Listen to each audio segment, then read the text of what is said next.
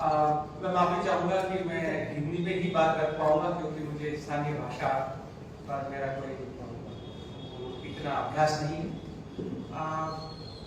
आज आपके बीच में आकर मुझे खुशी है कि यहाँ पर त्रिपुरा में सेवादल के कार्यकर्ताओं ने मिलकर और प्रदेश अध्यक्ष महोदय की सहमति से और मदद से पीसीसी और सेवादल दोनों ने मिलकर कल जय बापू जय भीम जय संविधान कार्यक्रम है उसको आयोजित किया।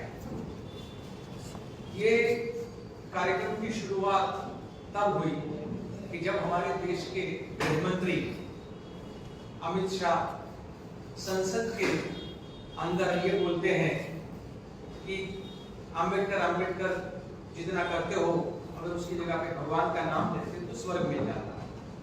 तो हमारे संसद में स्वर्ग और नरक की चर्चा और बाबा साहेब अंबेडकर का अपमान करने का हमारे देश के गृह मंत्री ने जो काम किया उसके खिलाफ कांग्रेस पार्टी ने तय किया कि हम जय बापू जय भीम और जय संविधान के स्लोगन के तहत देश भर में ऐसे कार्यक्रम करेंगे और देश आज एक अलग प्रकार की दिक्कत में है।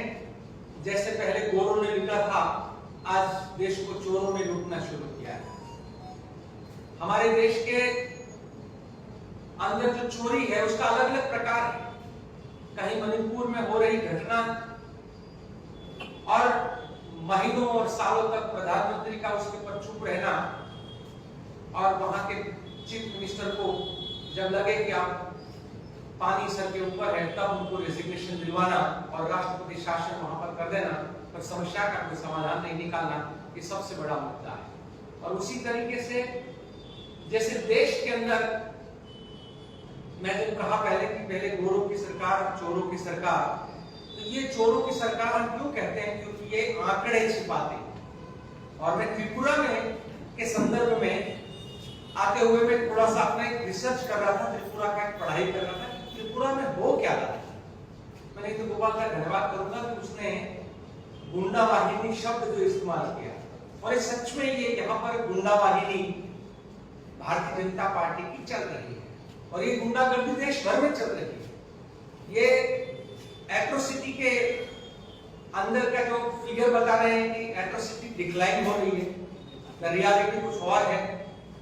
त्रिपुरा में एट्रोसिटी बढ़ रही है।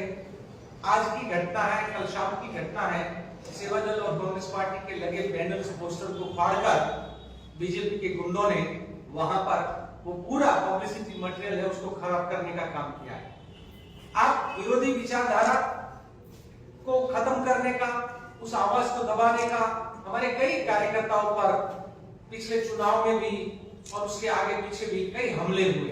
तो एक तरफ जनता की आवाज बनने वाले विपक्ष के कार्यकर्ताओं पर आप हमले करोगे और कहोगे कि एट्रोसिटीज यहाँ पर काम है। दूसरी तरफ मैं पढ़ रहा था कि भाई लिटरेसी रेट पहले त्रिपुरा में केरला के बिल्कुल बराबर, केरला और त्रिपुरा हमारे देश के लिटरेसी रेट में बहुत आगे।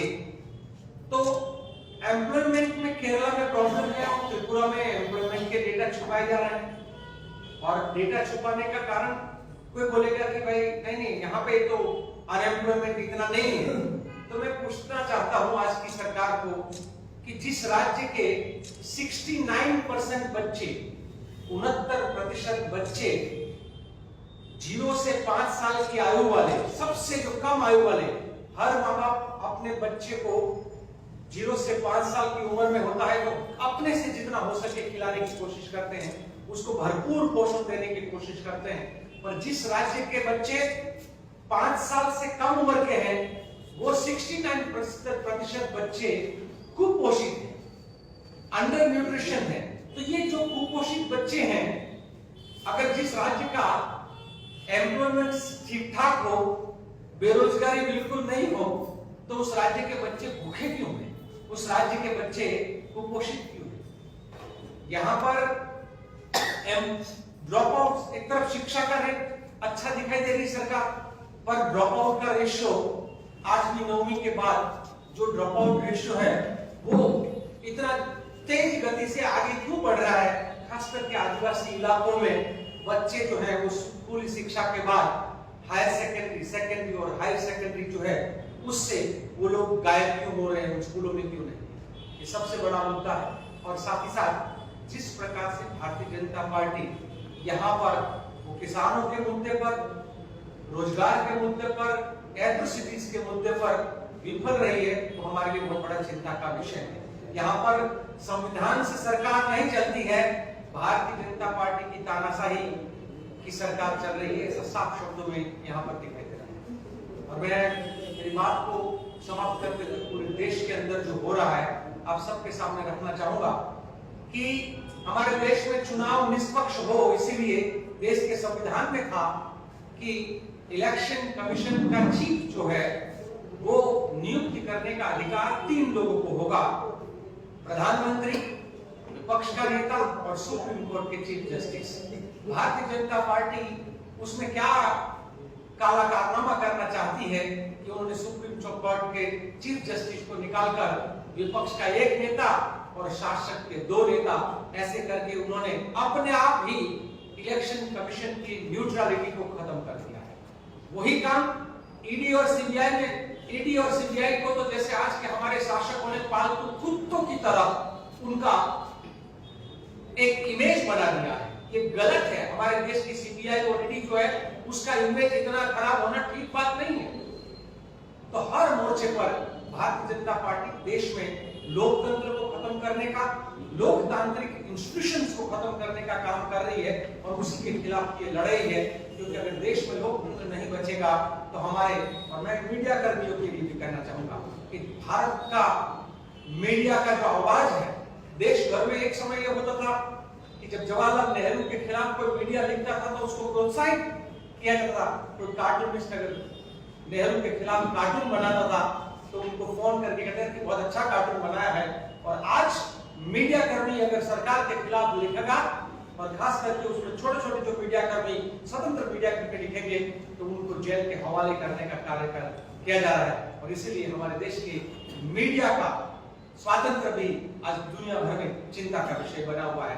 तीसरा मैं आपको ये कहूं कि एक तरफ कहते हैं कि देश हमारा विश्व गुरु बनने जा रहा है, हमारे प्रधानमंत्री विश्व गुरु का, हाँ हम चाहते हैं कि नेहरू की तरह वो भी एक विश्व में अपना नाम कमाएं, पर एक तरफ ट्रंप के साथ दोस्ती का दावा और दूसरी तरफ भारतीय जो लोग यूएस में हैं उनको बेड़ियों में, जंजीरों में डालकर और उनको भारत में वापस करना, वो स्वाभिमान के साथ नहीं, सम्मान के साथ नहीं, वो समझ सकते हैं, पर बेड़ियों के साथ वापसी वो हमारे देश की आज की विदेश नीति का फेल्योर साफ शब्दों में दिखाई दे रहा है। आप सबका धन्यवाद। जय हिंद।